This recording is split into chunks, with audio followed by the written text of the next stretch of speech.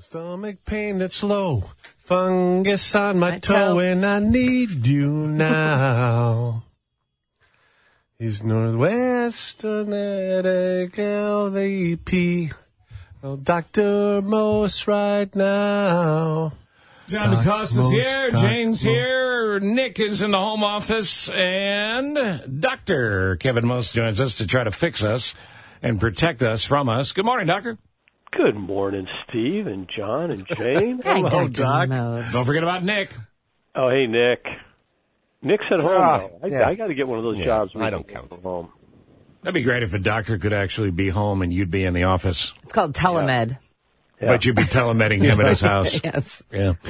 Hey, before we get started, I have to say happy birthday to my favorite sister, Denise. Well, wait, my only sister, but Wait, she is your That's favorite. easy, then. today is her birthday, so happy birthday, Denise. God bless her. That's Happy great. birthday, Denise. Good for her. She looks great. You brothers, not so good, but she looks great. Yep. So happy birthday, Denise. All right, good. Keep in mind, Doc, it's important you get this medical information to us that you have on the tip of your tongue. But before this is complete, I'll need your answer to what's the funniest movie of all time. All right? We can do that at the end. Okay. All right. Item number one for you is what? Well, I think this week last week there was a lot of big news. The over-the-counter contraceptive medication is probably one of the more interesting things that's going around. And then I think the new smoking cessation medication that's been approved really is probably the most promising one that we have seen in a long time, which could really impact quite a few people. Nick, have you ever tried to quit smoking? I mean, I know you enjoy smoking. Have you ever tried to quit? Oh, numerous times, yeah. And it never, maybe it'll go for a couple weeks or a month, but then right back to it. It's too hard. Now, there was a point, Doc, where Nick hired John DeCoste to stand next to him, and every time Nick lit up a cigarette, John would slap him in the face. That's true. Yeah. That's true. But that's not was bad. That's not medically recognized, that sort of work, is it? Yeah, it's not, and it doesn't really work well. So that's one of the reasons that science is continuing to evolve over corporal punishment. So is it cytosine? Is that the pronunciation? Cytosine, yeah. Cytosine. All right, what is it? Well, you know what? It's interesting. If you look at how we've tried to ask people or tried to encourage people to quit smoking, what have we done? We've given them nicotine patches. We've given them nicotine gum. So really what we've done is we have said, okay, we're still going to give you the nicotine. We're just going to slowly decrease it. That's just like saying to somebody who drinks or who smokes a pack a day, tomorrow I want you to go to a half a pack and then decrease. That's very difficult because those nicotine receptors that cause the craving in the brain are still there. What cytosine does is it attaches to those nicotine receptors and takes away that craving. So it's probably one of the best drugs and working really at the brunt of the problem where people have, nicotine is probably one of the most highly addictive compounds that we know of.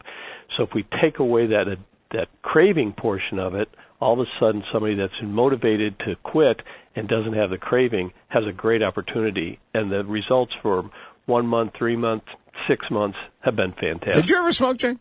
No, but I want to know when this is available so we can get it to Nick ASAP. Yeah, it's in phase 3 trials right now, and it's this is not one of those where who's doing the trials? So, can we make Nick a test animal? You know what? He probably missed that opportunity. Oh, okay, all right. But this is done at Mass General, so this is not some fly-by-night company that's doing the research here. But it should be available in 2024. Any side effects to that? No, actually, it's a very good medication with minimal side effects, which is probably one of the most important things because people often will stop taking a medication because of the side effects. Mm-hmm. But this is one that has very minimal side effects. Doc, people are always shocked to find this out. I love smoking cigars, and I probably for about 30 years. But I can go, I don't even smoke every day, or I go 2 or 3 weeks without even smoking a cigar, but I never feel it's not the same. And I think there's more nicotine in a cigar, correct? Well, there is, but a lot of people don't inhale cigars. Well, right? no, I don't do that. Yeah. So it's not getting into the lungs, which is where the vasculature is so prominent that it pulls that nicotine in very quickly.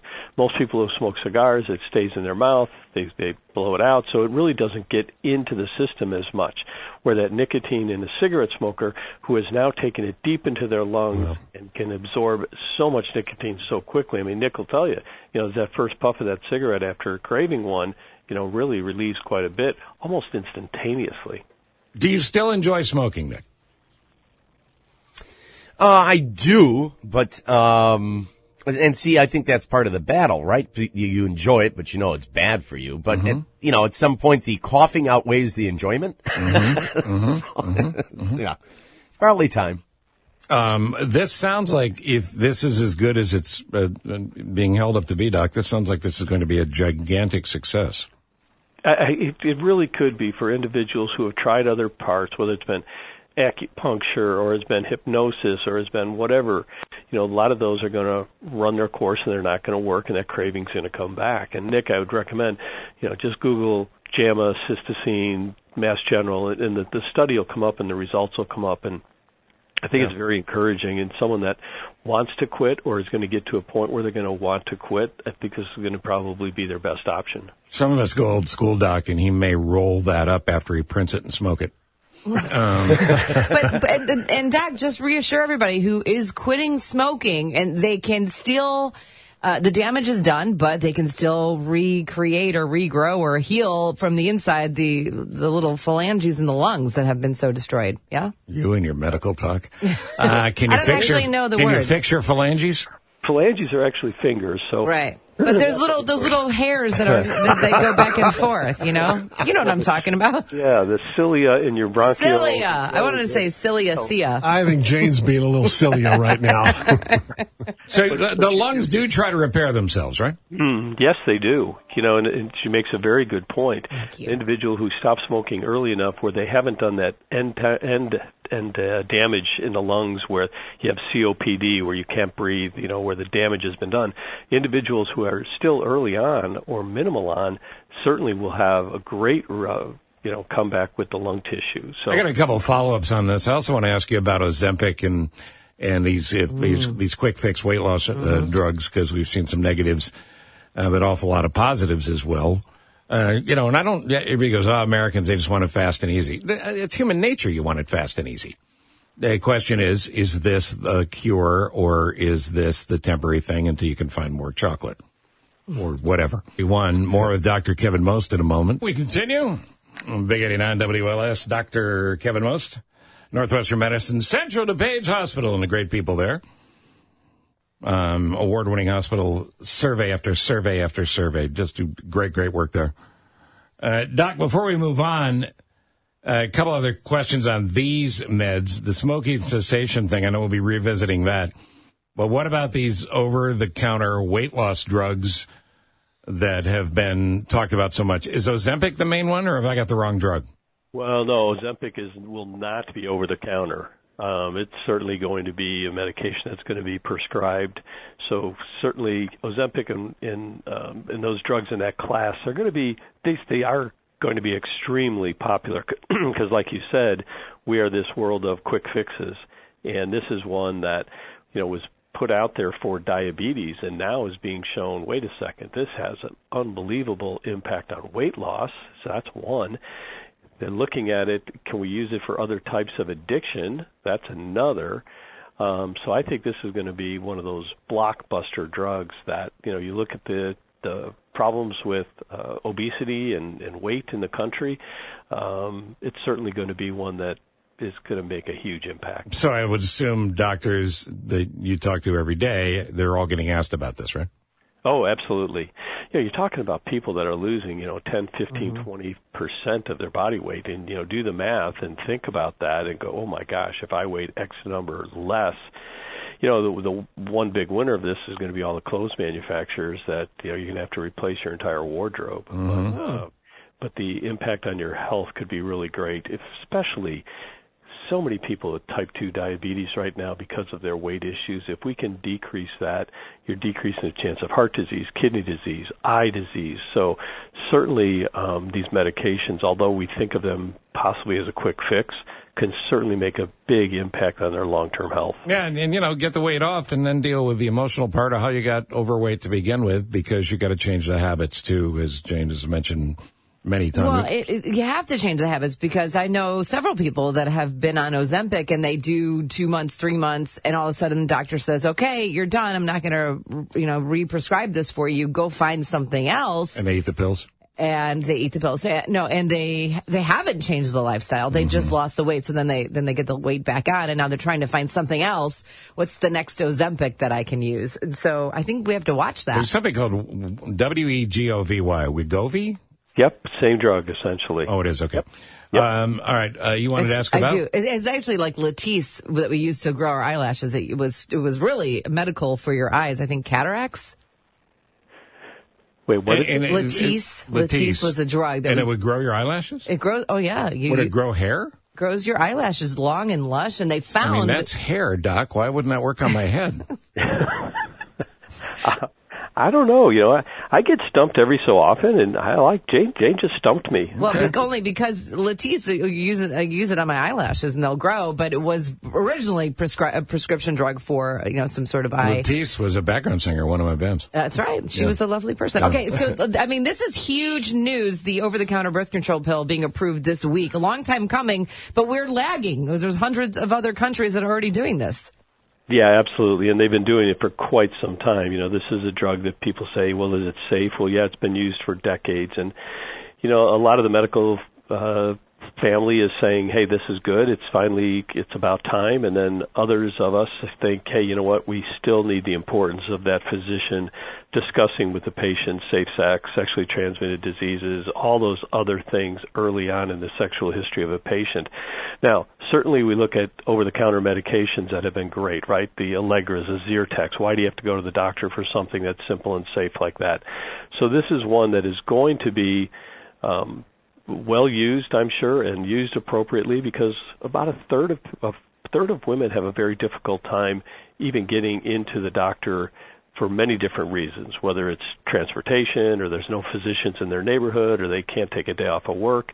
So this is one that is certainly going to make an impact on many, many, many females.